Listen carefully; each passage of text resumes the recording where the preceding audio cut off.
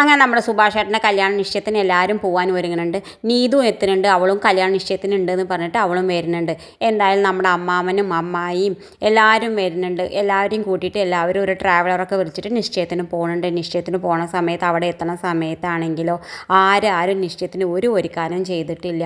ആ സമയത്ത് നമ്മുടെ ഭാസ്കരൻ ചോദിക്കുന്നുണ്ട്, എന്താ ഈ വീട് നിശ്ചയത്തിനുള്ള പന്തലൊന്നും ഇട്ടിട്ടില്ല, പെണ്ണാണെങ്കിലും പുറപ്പെട്ടിട്ടില്ല, എന്താണെന്ന് ചോദിക്കുന്നുണ്ട്. ആ സമയത്ത് ഞങ്ങൾ ബ്രോക്കറോട് പറഞ്ഞിരുന്നല്ലോ എന്ന് പറയുന്നുണ്ട് പെൺകുട്ടിയുടെ അച്ഛൻ. ഈ നിശ്ചയം വേണ്ടാന്ന് പറഞ്ഞിരുന്നല്ലോ, നിങ്ങളെ ഒന്നും അറിയിച്ചില്ലേ ചോദിക്കുന്നുണ്ട്. അപ്പം നമ്മുടെ ഹരീഷും നികേഷൊക്കെ പറയേണ്ടത് ഇല്ല, ഞങ്ങളെയൊന്നും അറിയിച്ചില്ല. എന്നാൽ ഞങ്ങൾ അയാളോട് പറഞ്ഞിരുന്നു ഈ നിശ്ചയം നടക്കില്ല എന്ന് പറഞ്ഞിരുന്നു എന്ന് പറയേണ്ടത്. എല്ലാവർക്കും വിഷമമാവുന്നുണ്ട്. ആ സമയത്ത് നമ്മുടെ ഭാസ്കരൻ ചോദിക്കുന്നുണ്ട് എന്താ കാരണം, എൻ്റെ ചെക്കന് എന്താ കുഴപ്പമെന്ന് ചോദിക്കുന്നുണ്ട്. ആ സമയത്ത് നമ്മുടെ പെണ്ണിൻ്റെ അച്ഛൻ പറയുന്നുണ്ട്, ഇല്ല ഞങ്ങൾ ആദ്യം പറഞ്ഞിരുന്നല്ലോ, പെൺകുട്ടിയുടെ വിവരങ്ങളൊക്കെ പറഞ്ഞിരുന്നല്ലോ, അവളുടെ ഭർത്താവിൻ്റെ വീട്ടിൽ നിന്ന് വന്നിട്ട് എല്ലാവരും കോംപ്രമൈസ് ആയിട്ട് വർത്തമാനം പറഞ്ഞിട്ട് ഇപ്പോൾ അവളുടെ ഭർത്താവിൻ്റെ കൂടെ തന്നെ പോയി ജീവിക്കാമെന്ന് തീരുമാനിച്ചു, അതുകൊണ്ടാണ് ഞങ്ങൾ നിശ്ചയത്തിന് വേണ്ട പറഞ്ഞതെന്ന് പറയുന്നത്. ഇതൊക്കെ കേൾക്കുമ്പോൾ നമ്മുടെ വലിയച്ഛനും അമ്മായിയും പറയുന്നുണ്ട്, ഓ അപ്പം ഇത് രണ്ടാം കല്യാണമായിരുന്നോ, ഞങ്ങളെ നാറ്റിക്കാൻ വേണ്ടി കൊണ്ടുവന്നതല്ലേ എന്ന് പറഞ്ഞിട്ട് നമ്മുടെ സുനന്ദേനെയും വലിച്ചിട്ട് അവർ പോകുന്നുണ്ട്, തല്ലുകൂടി പോകുന്നുണ്ട്. എന്തായാലും അവർ പോയി ട്രാവലറിൽ കയറിയിരിക്കുന്നുണ്ട്. എന്തായാലും ഇവിടെയാണെങ്കിലോ ഗംഭീര അടിയാവുണ്ട്. ഭാസ്കരൻ പറയുന്നുണ്ടെന്നാൽ നിങ്ങൾക്ക് ആദ്യം തന്നെ ഞങ്ങളോട് പറയായിരുന്നില്ല, ഇത് ബ്രോക്കറെ പറയേണ്ട കാര്യമാണ്, ഇത് ചെറിയ കാര്യമാണെന്നൊക്കെ പറഞ്ഞു ഭാസ്കരൻ അവരെ കുറേ ചീത്ത വിളിക്കേണ്ട. ആ സമയത്ത് നമ്മുടെ സുഭാഷേട്ടൻ പറയേണ്ടത് വേണ്ട അച്ഛാ നമുക്ക് പോവാം, ഇനി നമ്മളിനി ഇതിന് വലിയ പ്രശ്നം ഉണ്ടാക്കണ്ടെന്ന് പറഞ്ഞിട്ട് നമ്മുടെ സുഭാഷേട്ടൻ എല്ലാവരെയും കൂട്ടിയിട്ട് പോകുന്നുണ്ട്.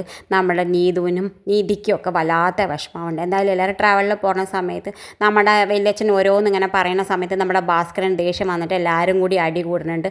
ആ സമയത്ത് അവർ പകുതിയിൽ ഇറങ്ങിയിട്ട് അവർ പറഞ്ഞു ഞങ്ങൾ എങ്ങനെയാച്ചാൽ വന്നാലും ഇവരോട് പോയിക്കോളാനും പറയുന്നുണ്ട്. ഇവർ പോണ സമയത്ത് നമ്മുടെ സുധീഷിനാണെങ്കിൽ വല്ലാത്ത ദേഷ്യം വന്നിട്ട് ആ ബ്രോക്കർ എൻ്റെ കയ്യിൽ കിട്ടട്ടെ എന്നൊക്കെ പറയുന്നുണ്ട്.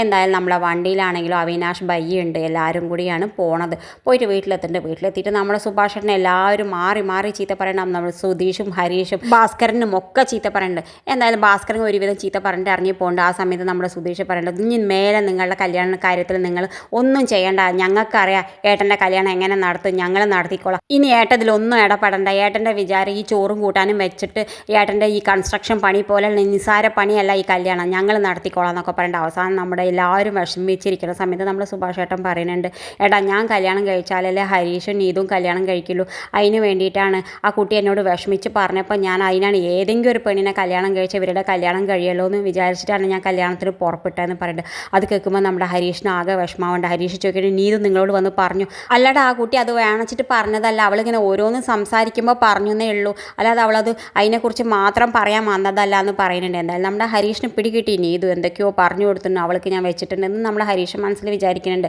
എന്തായാലും നമ്മുടെ ഇതൊക്കെ കേൾക്കുമ്പോൾ എല്ലാവരും തളരുന്നുണ്ട്. ആ സമയത്ത് നമ്മുടെ അവിനാഷ് ഇങ്ങനെ വന്നിട്ട് പറയേണ്ടത്, ഏട്ടാ നിങ്ങൾ ഇവിടെ തന്നെ നിന്ന് നിങ്ങളെ മനസ്സിനും കൂടുതൽ വിഷമം വരും, നമുക്ക് പുറത്ത് പോയിട്ട് ഒരു ചായയൊക്കെ കുടിച്ചിട്ട് വരാമെന്ന് പറയുന്നുണ്ട്. ആ സമയത്ത് നമ്മൾ സുധീഷ് പറയേണ്ട നിങ്ങൾ ഫോണൊക്കെ ഓണാക്കണേ എന്നൊക്കെ. പുറത്തേക്ക് ഒറ്റയ്ക്ക് പോകുമ്പോൾ നമ്മുടെ സുഭാഷ് ഏട്ടന് നമ്മുടെ സുധീഷിനാണെങ്കിൽ വിഷമമുണ്ട്. അവിനാഷിനോട് പറയുന്നുണ്ട് ഫോൺ ഓഫ് ആക്കരുത് എന്ന് പറഞ്ഞിട്ടേ ഇല്ല, ചായ കുടിച്ചിട്ട് വേഗം ഏട്ടനെ വീട്ടിൽ തന്നെ കൊണ്ടുവന്നാക്കണേ എന്ന് പറഞ്ഞിട്ട് ആയിക്കോട്ടെ എന്ന് പറഞ്ഞിട്ട് ഏട്ടനെയും കൂട്ടിയിട്ട് പോകുന്നുണ്ട് നമ്മുടെ അവിനാഷ് ഭയ്യ.